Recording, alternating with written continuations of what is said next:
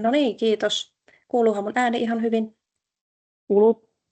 Hieno juttu. Eli tosiaan tervetuloa munkin puolesta tänne webinaariin. Eli aiheenahan meillä on tämä kysyntälähtöinen palvelutuotannon suunnittelu julkisessa terveydenhuollossa. Ja tosiaan ihan ensimmäisenä voitaisiin esitellä. Eli minä ja Tomi tänään ollaan äänessä ja mun nimi on Norma Jäntti. Toimin konsulttina Delfoilla ja taustaltani on diplomi-insinööri tuotantotalouden puolelta ja aikaisemmalta koulutukselta itse asiassa olen myös terveydenhoitaja ja sitäkin työtä sitten on tullut tehtyä aikaisemmin.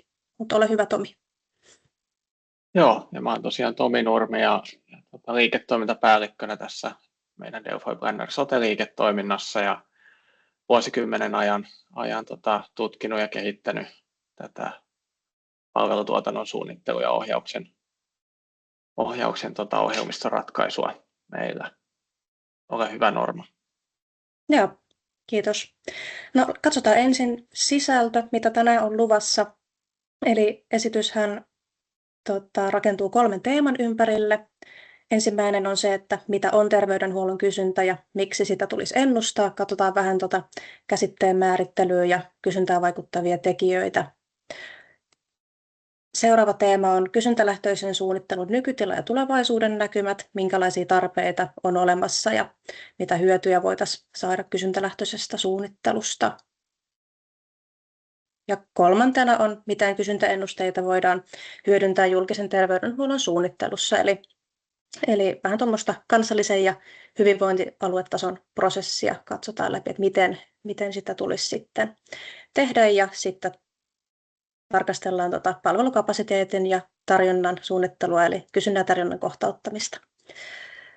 Ja katsotaan lopuksi sitten vielä vähän tuommoista teknologiapuoltakin aiheeseen liittyen. Taustasta sen verran, että mä ihan alkuun voisin sanoa, että tämän webinaarin taustallahan on mun diplomityö ja siinä tehty tutkimus, vuoden mittainen työ on takana ja tosiaan siihen sitten on monenlaisia vaiheita sisältynyt, jotka näkyy tuossa kohta. Mutta miksi me sitten lähdettiin tutkimaan juuri tätä aihetta, eli kysyntälähtöistä suunnittelua julkisessa terveydenhuollossa, niin ensinnäkin havaittiin, että ei ollut saatavilla laajempaa ajantasaista tutkimusta tai kansallisia ohjeistuksia siihen liittyen. Ja toisaalta sitten katsottiin, että kysynnällä on kuitenkin kytkös tuonne sosiaali- ja terveydenhuoltoa säätelevään lainsäädäntöön ja meidän kansallisiin tavoitteisiin siihen liittyen. Sitten tietysti toimeksiantaja, eli Delphi, niin oli sitten havainnut, että tuolla hyvinvointialueella ei välttämättä sit aina se suunnittelu ole niin kysyntälähtöistä ja se oli niin kuin yksi syy tälle myöskin. Sitten toisaalta arvioitiin niitä hyötyjä, eli tämmöisellä tiedolla sit voidaan saavuttaa hyötyjä ihan kaikilla hyvinvointialueilla ja sitten tietysti tukea myös Delphin kehitystyötä palveluissa ja tuotteissa. Sitten tosiaan se aikajana, kuten sanoin, niin noin vuoden mittainen työ tässä on takana, eli syyskuussa 2023 lähdettiin tutkimussuunnitelmasta liikkeelle, kerättiin teoriaan, toteutettiin 15 teemahaastattelua ja tehtiin konsepti tähän aiheeseen liittyen ja sitten elokuussa 2024 työ oli valmis. Sen verran tästä taustasta. Mutta lähdetään ihan ensimmäiseen teemaan kiinni, eli mitä on terveydenhuollon kysyntä ja miksi sitä tulisi ennustaa, on tämä teema. Eli katsotaan ensin vähän kysynnän käsitettä ja mitä se sitten tarkoittaa ilmiönä. Eli tosiaan tämän työn aikana selvisi, että se kysyntä niin kuin käsitteenä ja terminä on sote-sektorilla vielä aika uusi ja semmoinen vakiintumaton käsite ja aika paljon sitä käytetään sitten synonyyminä niin kuin terveydenhuollon tarpeelle. Että monesti niillä tarkoitetaan samaa asiaa, mutta käytetään sitten sekaisin keskenään ja ehkä lopulta niillä on eri merkitykset sitten kuitenkin. No, mitä se kysyntä sitten oikeastaan on, lähdettiin sitten määrittelemään sitä tässä työssä ja päädyin siihen tulokseen, että tässä kohtaa tarkoitamme kysynnällä nimenomaan terveydenhuollon kysynnällä tämmöistä objektiivisesti arvioitua sisäistä tai ulkoista vaatimusta sille terveydenhuollon tarpeelle tai siis terveydenhuollon palveluille. Eli synonyyminähän me voitaisiin käyttää palvelutarvetta, mutta että siinä täytyy sitten vaan niin kuin huomioida, ettei se sekoitu tällaiseen subjektiiviseen niin kuin tarpeeseen. Et sen takia ehkä on hyvä sitä kysynnän niin kuin termiäkin käyttää, mutta tavallaan viitataan siihen palvelutarpeeseen. No sitten kysyntään vaikuttavia tekijöitä lyhyesti. Tässä katsotaan niitä kohta vielä hieman tarkemmin, mutta tosiaan ne keskeiset tekijät liittyy nimenomaan ensinnäkin väestödemografiaan, sitten on ympäristö ja yksilö, politiikka ja yhteiskunta ja sitten vielä terveydenhuoltojärjestelmä, eli 4 tämmöistä tavallaan teema-aluetta, joiden alle lukeutuu ne tekijät. Tämä oli niin kuin ne keskeiset havainnot siitä kysynnän ilmiöstä. No mitä sitten tosiaan ne kysyntään vaikuttavat tekijät olikaan, eli katsotaan niitä äsken mainittuja neljää niin kuin otsikkoa vähän tarkemmin, eli tosiaan väestödemografia meille varmaan on aika monelle tuttu jo, että se vaikuttaa terveydenhuollon kysyntään ja siellä on nämä sairastavuus, ikärakenne, väestönkehitys, sukupuoli ja sosioekonomiset ryhmät. Ympäristö- ja yksilön alle sitten kuuluu tosiaan näitä säätiloja, vuodenaikoja, maantieteellistä sijaintia, sosiaalista ympäristöä, kotona pärjäämistä, terveyskäyttäytymistä. Sitten meillä on politiikka, yhteiskunta, eli ihan ne poliittiset päätökset, aluepolitiikka, lainsäädäntö ja tietysti terveydenhuoltojärjestelmä itsessäänkin sitten vaikuttaa tähän kysyntään esimerkiksi hoitoon pääsyn kautta tai minkälaista tarjontaa meillä on hyvinvointialueella ja mitä muita palveluita meillä on olemassa. Mutta kyllä niin kuin täytyy niin kuin näistä sanoa, että väestödemografia on se kaikista niin kuin tärkein tekijä, että se tosiaan myös ikään kuin vaikuttaa noihin muihin tekijöihin omalta osaltaan. Esimerkiksi vaikka mitä nyt kirjallisuutta tutkin, niin sosioekonomiset ryhmät kuitenkin on sitten vaikka saattaa olla terveyskäyttäytymiseen yhteydessä ja näin. Mutta minkä takia haluan nostaa nämä kysyntään vaikuttavat tekijät tähän, että miksi nämä on niin tärkeää kuitenkin tunnistaa, on se, että monesti sitä niin kuin tulevaa pyritään ennustaa aika puhtaasti historiatietojen pohjalta, että mikä on se toteutunut kysyntä ollut aikaisemmin, mutta todellisuudessa sitten, kun katsotaan näitä asioita, niin nämähän on sellaisia niin kuin muuttuvia, nämä ei pysy samana, vaan nämä muuttuu tulevaisuudessa ja näiden pohjalta pitäisi pystyä sit sen historiatiedon lisäksi ennakoimaan sitä tulevaa kysyntää. Tosi paljon siellä on niitä tekijöitä ja sitten niin kun tietysti jollain näillä tekijöillä voi olla vähän semmoinen monimuotoinenkin vaikutus. Ei ole niin yksiselitteistä, miten vaikka yhteydenottokanava vaikuttaa kysyntään. Etävastaanotto esimerkiksi voi niin kuin palvelumuotona auttaa kysynnän hallinnassa, mutta toisaalta se voi myös sitten lisätä kysyntää, etenkin jos se on sitten ilmainen palvelu. Ja tosiaan, mistä mä oon ottanut nämä tiedot, niin ensinnäkin teemahaastatteluiden kautta on kerätty nämä, mutta sitten kirjallisuus myös on näiden kanssa ihan linjassa, eli molempia on hyödynnetty tässä koosteessa.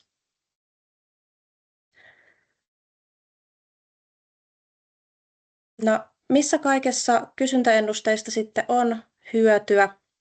Ja tähän rupeaa nyt sitten pikkuhiljaa yksi kerrallaan ilmestymään näitä, mitä kirjallisuus sanoo. Eli tästä voidaan nähdä, että aika moneen asiaan voidaan saada hyötyä kysyntäennusteesta, että ihan budjettisuunnittelusta sinne tilajärjestelyihin asti. Ja näitä en kaikkia yksitellen tästä lue ääneen, mutta sen verran sanon, että nämä on poimittu kirjallisuudesta. Sieltä löytyy ihan terveydenhuollon tutkimusta ja sitten muiltakin aloilta kirjallisuutta, mistä nämä on koottu, mutta näitä kun katselee, niin nämä on kuitenkin sellaisia asioita, jotka sieltä terveydenhuollosta löytyy. Ja ehkä sellainen asia, mitä tässä haluan nostaa nostaa esille on se, että miksi edelleen tulisi käyttää sitä kysyntätermiä, niin sillä löytyy niin kuin kysyntälähtöisellä suunnittelulla löytyy tosi paljon hyvää kirjallisuutta, jota voidaan sitten hyödyntää ja soveltaa myös terveydenhuollon puolelle, että sitten vastineena ehkä voisi olla tämmöinen tarvelähtöinen suunnittelu, mutta valitettavasti sillä ei ihan niin paljon sitten löydy kirjallisuutta tämän tyyppisen suunnittelun tueksi vielä. Mutta hirveän tärkeä asia on tämä kysyntäennuste monelta kantilta.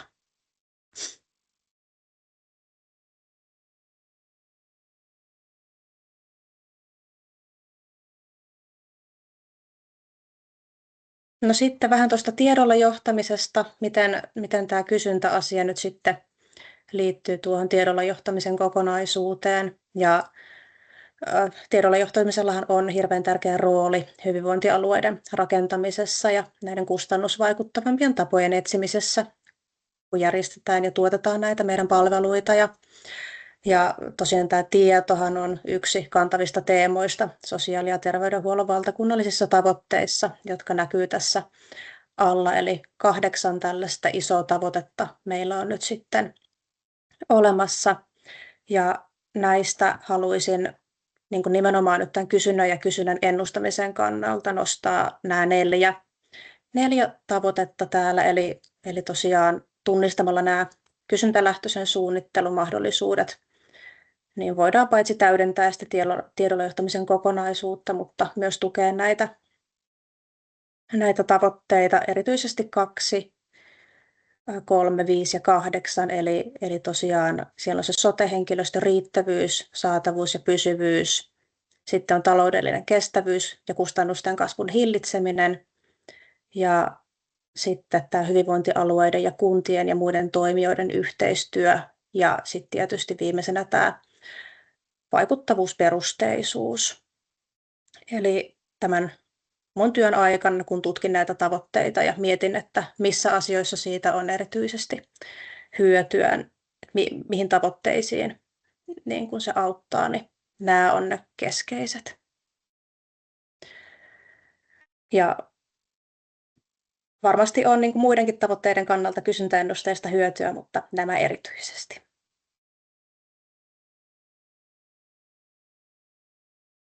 No sitten tosiaan yksi aihe meillä oli tämä kysyntätiedon suhde lainsäädäntöön. Eli kysyntää itsessään hän ei mainita meidän lainsäädännössä terminä, mutta sillä on kuitenkin tosi vahva kytkös siihen tarpeeseen ja saatavuuteen terveydenhuollossa, minkä takia niin kuin tietojohtamisessa ja palveluiden suunnittelussa olisi aihetta huomioida tämä kysyntä, mutta tietysti sitten kysynnän ja lainsäädännön suhde on tämmöinen monisyinen, että siinä on monia eri puolia ja ihan ensimmäinen niistä on se, että lainsäädännöstä voidaan tietysti löytää perusteita siihen kysyntätiedon hyödyntämiseen. Ensimmäisenä esimerkkinä nostaisin tämän laki sosiaali- ja terveydenhuollon järjestämisestä, joka siis sanoo, että sosiaali- ja terveydenhuollon tarvetta ja saatavuutta on seurattava, käytettävä vertailussa ja hyödynnettävä tietojohtamisessa. Ja niin kun mitä tulee kysyntään, niin kysynnän ja palvelutarjonnan tasapainosuhde on yksi niin kun tunnistettu yhdeksi saatavuutta määrääväksi tekijäksi. Ja tavoitteenahan meillä kuitenkin on valtioneuvoston mukaan, että se kysyntä ei ylittäisi tarjontaa tai tarjonta kysyntää. Se olisi tasapainossa. Eli saatavuuteen tosi vahva kytkös juurikin. Sitten toisaalta meillä on tämä laki hyvinvointialueesta, eli hyvinvointialueiden on järjestettävä palvelut, varmistettava niiden yhdenvertainen saatavuus, määriteltävä palveluiden tarve, määrä ja laatu sekä valvottava niiden tuottamista. Eli just tuossa tullaan siihen palveluiden tarpeeseen, niin siinä kohtaa me oikeastaan puhutaan just siitä objektiivisesta tarpeesta, eli siitä kysynnästä.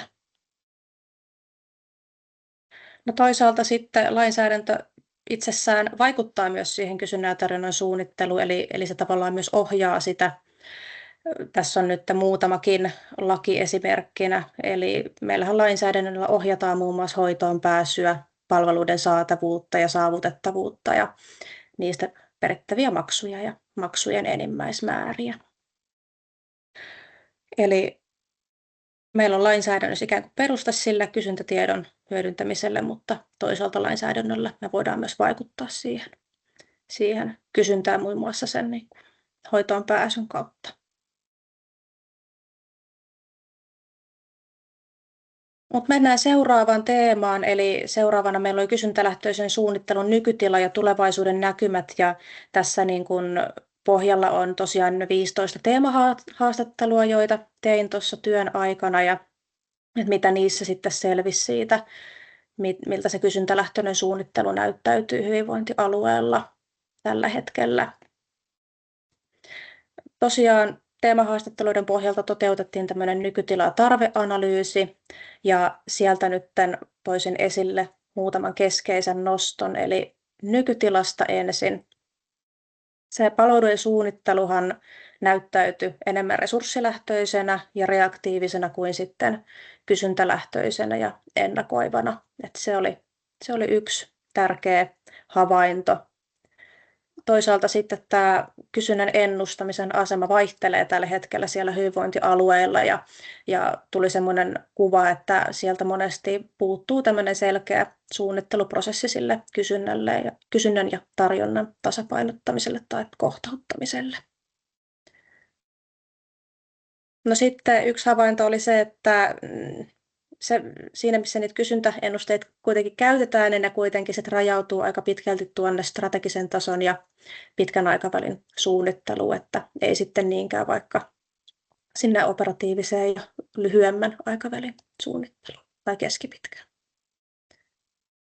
Ja viimeisenä sitten kuitenkin kysyntäennusteiden asema vaikuttaa vahvistuvan. Tämmöiselle on kiinnostusta ja kysyntäennusteet on kuitenkin tunnistettu tarpeellisiksi asioiksi siellä hyvinvointialueiden palvelutuotannon suunnittelussa. No sitten mitä tarpeita, niin tosiaan sieltä nousi, että tarvitaan tiedon ja osaamisen lisäämistä, datan ja toimintamallien yhtenäistämistä sitten sekä prosessien ja teknologioiden kehitystä, jotta voitaisiin mennä kohti sitä kysyntälähtöistä suunnittelua pois sieltä niin kuin enemmän resurssilähtöisestä suunnittelusta. Sitten organisaatiolla tulisi olla yhteinen ja läpinäkyvä tavoite, jossa eri toimijoilla ja organisaatiotasoilla on oma rooli. Tavoitteiden asettaminen tulisi lähteä sieltä strategiasta, rahoituksesta ja budjetista, mutta myös jalkautua sinne operatiiviseen toimintaan asti. Ja viimeinen tarve oli, että resursseja tulisi pystyä kohdentamaan nykyistä dynaamisemmin sinne, missä sitä kysyntää on, ja sitten pitäisi pystyä tekemään suunnitelmallista priorisointia niissä palveluissa. Menin vahingossa vähän eteenpäin, mutta tosiaan seuraavana tarkoituksena oli kertoa näistä hyödyistä, mitä voidaan kysyntälähtöisellä suunnittelulla saavuttaa. Ja tosiaan tässä näytän SWOT-analyysin, jonka tein tässä työn aikana. Eli tosiaan vahvuudet, mahdollisuudet, heikkoudet ja uhat liittyen tähän kysyntälähtöiseen suunnitteluun. Vahvuuksista, niin siellä niitä löytyy aika paljon. Meillä on kyvykkyyttä lähteä kohti kysyntälähtöistä suunnittelua. Meillä on dataa, tietoa ja motivaatiota olemassa sitä varten.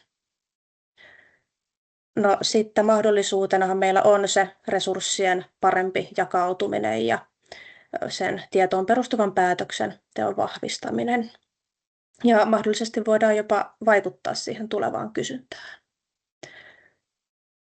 Toki meillä on myös heikkouksia ja uhkia, eli esimerkiksi datan luotettavuus, tämä on uusi juttu, vie aikaa lähteä tämmöiseen uudenlaiseen suunnittelutapaan, mutta haluaisin kuitenkin tästäkin tavallaan painottaa näitä vahvuuksia ja mahdollisuuksia, eli vaikka niitä heikkouksia ja uhkia on, niin ne on sitten vaan tärkeää tunnistaa ja sitten niin kuin varautua niihin hyvällä etukäteissuunnittelulla. Näin. Mutta tosi paljon niin kun, hyötyjä voidaan saavuttaa, kun siirrytään resurssilähtöisyydestä kysyntälähtöisyyteen.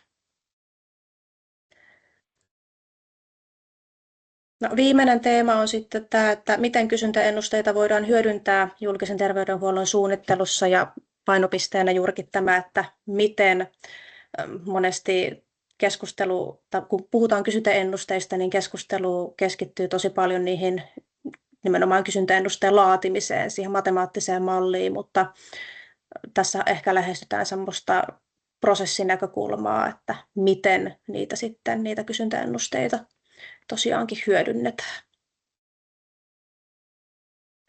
Tosiaan tässä minun työssä laadittiin konsepti kysyntälähtöiseen suunnitteluun, otettiin kantaa kansallisen ja hyvinvointialueen tasoon ja tämän konseptin 5 keskeistä tekijää on se, että meillä olisi kaikille yhteinen malli.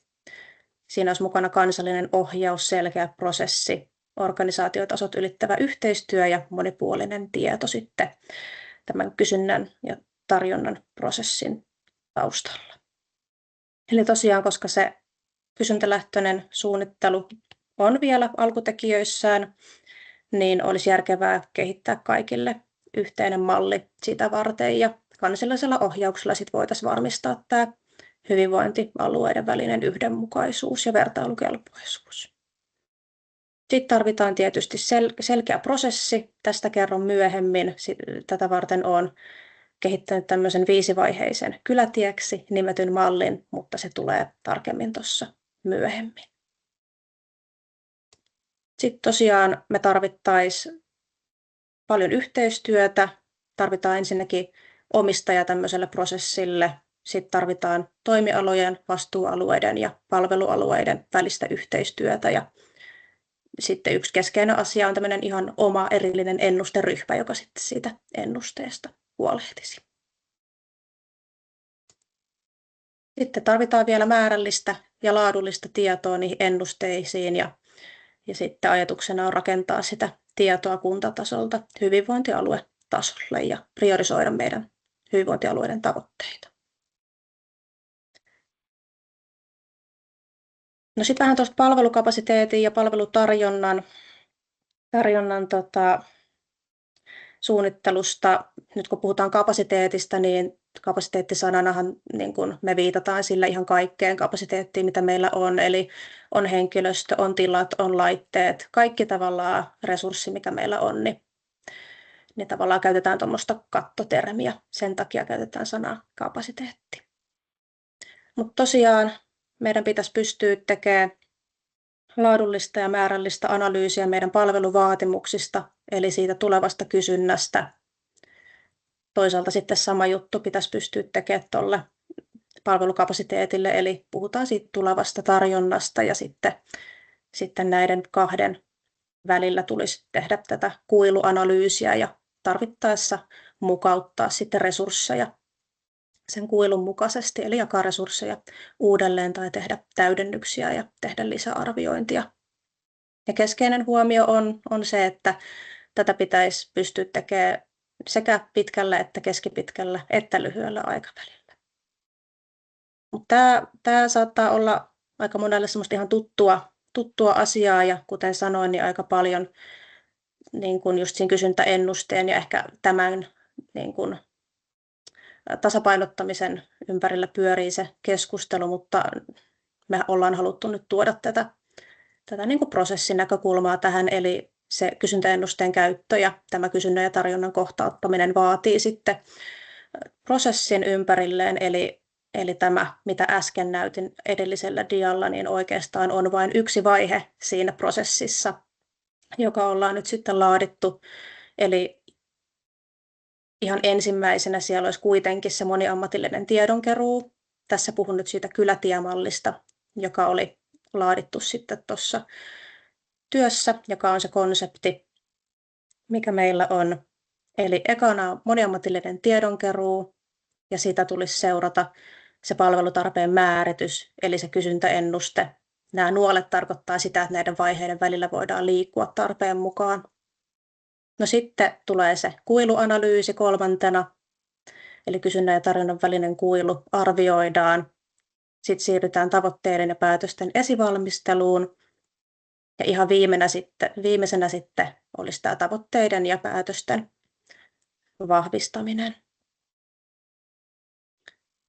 Ja sitten tästä sen pitäisi lähteä jalkautua sinne toimintaan.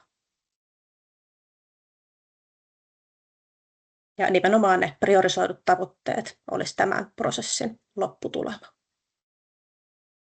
No sitten vielä ihan nopeasti tähän loppuun kerron vähän tuosta miten tämä näyttäytyy sitten tuossa meidän tuotteessa. Puhutaan tästä teknologiapuolesta ja sen jälkeen annan Tomille puheenvuoron. Eli tosiaan meillähän oli sitten tässä tavoitteena tämmöinen organisaation yhteinen työkalu, joka tukisi tuota edellä kuvattua prosessia ja jossa tieto liikkuu eri organisaatiotasojen välillä. Ja meidän tuotteessahan sitä kysyntäennustetta ei tehdä, mutta se saadaan sinne integraatiolla ja meidän tuotteessa sitä voidaan hyödyntää. Ja meillä tämä oli jo mahdollista, että saadaan se kysyntäennuste sinne, mutta sitten tämän mun työn pohjalta tein muutaman kehitysehdotuksen siihen ja Tomi näyttää sitten hetken kuluttua vielä ihan tuotteen tasolla, mitä se käytännössä tarkoittaa, mutta haluttiin, että voitaisiin käyttää tämmöistä palvelutuoteryhmittelyä sekä ennusteessa että meidän tavoitteiden asettamisessa käytettäisiin meidän kansallista tilastointitapaa, esimerkiksi PTH-avoluokitus perusterveydenhuollossa. Sitten meidän pitäisi pystyä tarkastella ennustetta sekä alueellisesti hyvinvointialueen sisällä, mutta myös koko hyvinvointialueen tasolla. Ja meidän pitäisi pystyä asettamaan yhteisiä tavoitteita organisaatiossa ja priorisoida ne, ja sitten sieltä päätöksentekijöiltä saada se priorisointitieto sinne resurssisuunnittelijoille asti, että miten niitä, kun tehdään kysyntäennuste, siitä johdetaan tavoite, ja sitten, että miten siitä muodostetaan sitten työtehtävät, joilla kysyntään vastataan, niin siihen liittyvä priorisointitieto tulisi sitten sinne suunnitteluun asti.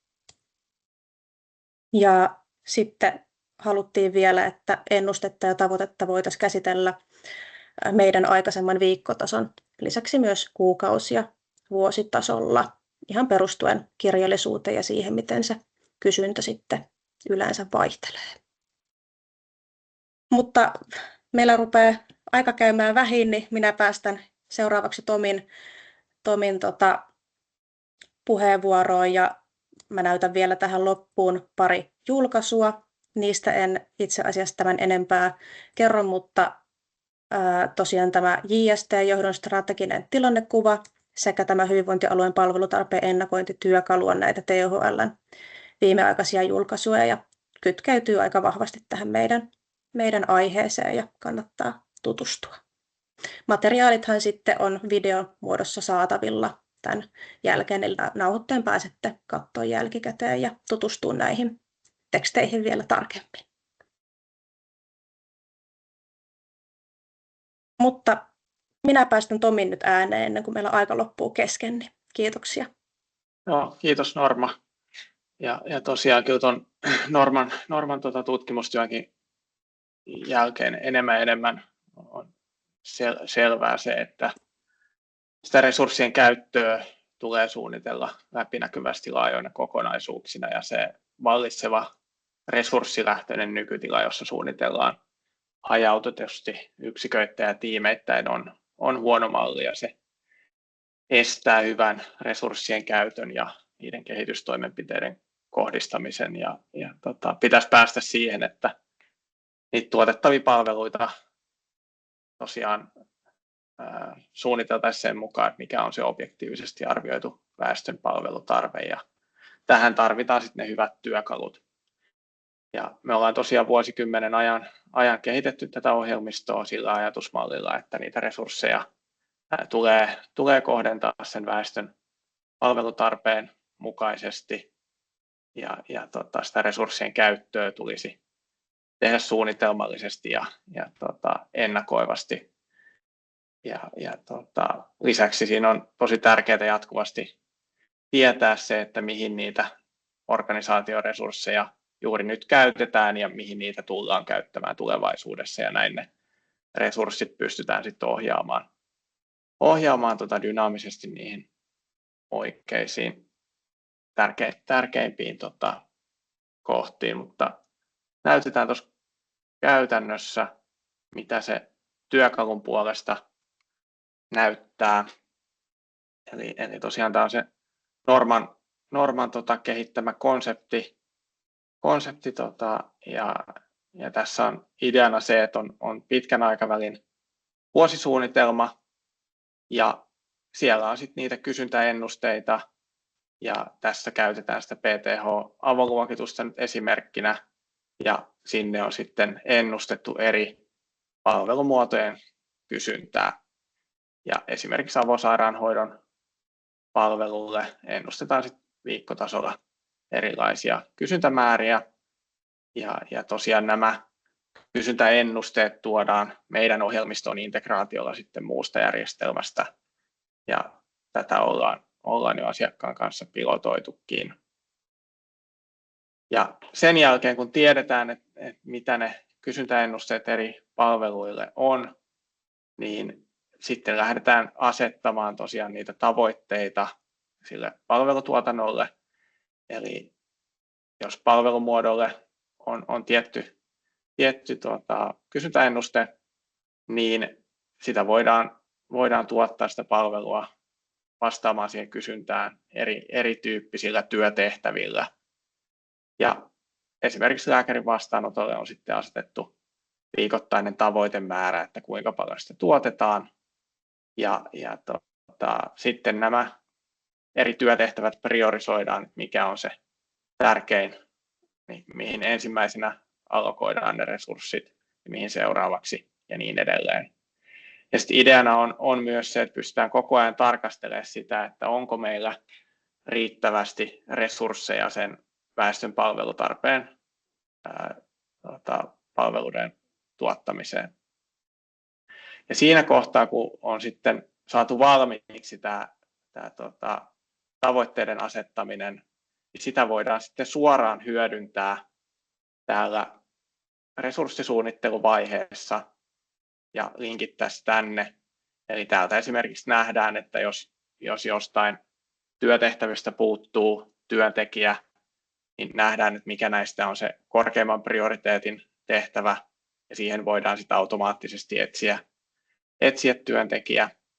Tai sitten tätä voidaan myös hyödyntää niin, että kun tulee tyhjä viikko, minne ei ole vielä suunniteltu näihin työhuoneisiin niitä työtehtäviä eikä kiinnitetty niitä konkreettisia tekijöitä, niin sitten asetetun tavoitteen pohjalta voidaan muodostaa se resurssisuunnitelma hyödyntäen niitä prioriteetteja ja tietoa siitä, miten henkilöstö on käytettävissä ja mikä niiden osaaminen on. Ja sitten ohjelmisto tuottaa sen suunnitelman. Ja näin me saadaan koko putki aina sieltä väestön palvelutarpeesta siihen tuotettaviin palveluihin niin hoidettua yhdellä työkalulla. Ja sitten tämän suunnitelman pohjalta pystytään vielä muodostamaan automaattisesti ajanvarauspohjat, jolloin nekin on sitten tämän väestön palvelutarpeen mukaisia. Mut siinä oikeastaan meidän esitys. Nyt jos jollain on kysymyksiä, niin voidaan vastailla niihin.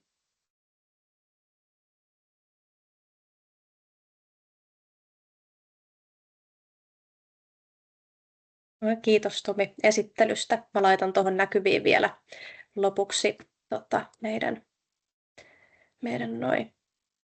yhteystiedot.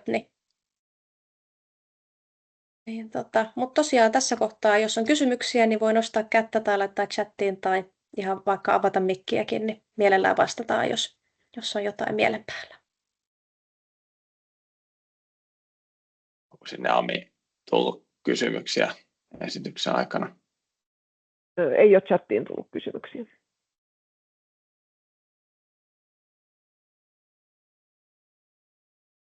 Oliko niin tyhjentävä esitys, että ei tule yhtään kysymyksiä?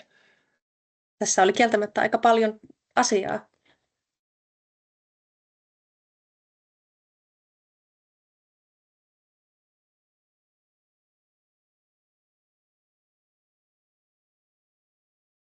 No meihin voi sitten olla tosiaan yhteydessä jälkikäteenkin, jos tulee